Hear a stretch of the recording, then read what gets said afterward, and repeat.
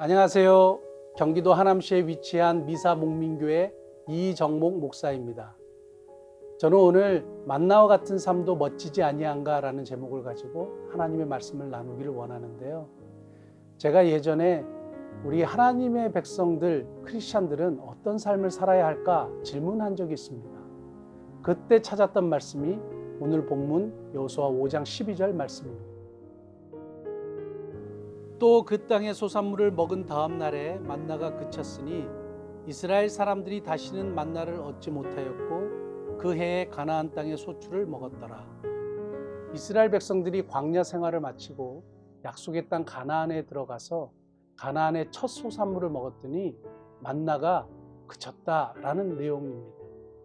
별 내용이 없는 것 같지만 제 마음속에 큰 울림과 감동과 은혜가 있었기 때문에 이 은혜 받은 것을 여러분들과 함께 나누기를 원하는데요. 만나 같은 삶도 참 멋진 삶이 될 수 있구나. 이것을 위해서 기도해야 되겠구나 생각하게 되었습니다. 그럼 만나 같은 삶이란 어떤 삶일까요? 첫째, 만나와 같은 삶은 절대 필요한 존재로서의 삶입니다.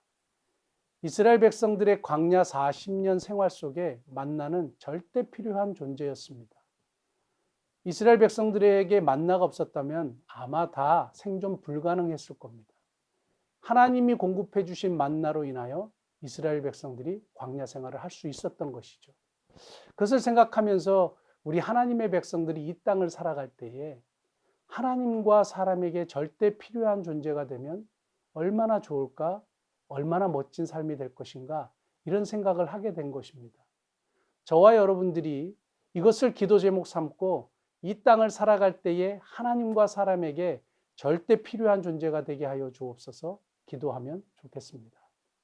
만나와 같은 삶이란 둘째, 주어진 사명을 다하는 삶입니다. 그러면 하나님께서 맡기신 사명, 만나에게 주신 사명은 무엇이었을까요? 40년 동안 광야 생활하는 이스라엘 백성들을 생존시키는 일이 만나의 사명이었던 것이죠. 그렇다면 오늘을 살아가는 저와 여러분들에게 하나님께서 맡기신 일은 무엇일까요? 우리 모든 크리스찬들에게 공통적으로 주신 복음을 전하고 사람을 살리는 일이 하나님께서 우리에게 맡기신 사명이라고 믿습니다. 만나와 같은 삶이란 도구로서의 삶, 목적에 양보하는 삶입니다. 가나안 땅의 소산물이라는 목적이 나타나니까 만나는 자신을 내세우지 않고 조용히 사라지게 됩니다. 도구로서 자신이 사용받고 목적이 나타나자 사라진 것이죠. 마치 세례 요한이 그는 흥하여야 하겠고 나는 쇠하여야 하리라는 말씀처럼 목적이신 예수 그리스도가 나타나니까 자신은 조용히 사라지는 것이죠. 주인에게 모든 영광을 돌리고 자신은 도구로서의 인생을 마무리하는 것이죠. 만나가 그런 인생이 아닐까요? 만나와 같은 인생, 우리가 도구로서의 삶을 열심히 살다가 결국에는 하나님께 모든 영광을 돌리는 삶, 정말 멋진 삶이라고 생각이 듭니다. 모세의 지팡이, 그 지팡이는 막대기에 불과하지만 하나님의 손에 들려졌을 때 기적의 도구가 되었습니다. 근데 그 지팡이는 아무것도 아닙니다. 그것을 사용하신 하나님이 위대한 것이죠. 그러므로 우리가 지팡이를 칭찬할 것이 아니라 하나님께 모든 영광을 돌려야 되듯이 우리의 인생이 도구로서 쓰임받고 목적 대신 우리의 주인 되신 하나님 앞에 모든 영광을 돌리는 그런 멋진 삶을 사시기를, 만나와 같은 삶을 사시기를 예수님의 이름으로 축복합니다.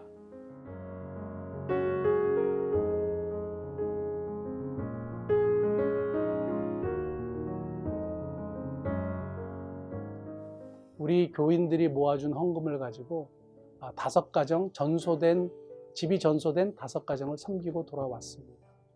도구로서 저는 그냥 쓰임을 받았던 것 뿐이죠. 영광은 하나님께서 받으시는 겁니다. 저와 여러분들이 만나와 같은 멋진 삶을 사심으로 하나님 앞에 영광 돌리는 그런 멋진 삶 되시기를 예수님의 이름으로 축복합니다.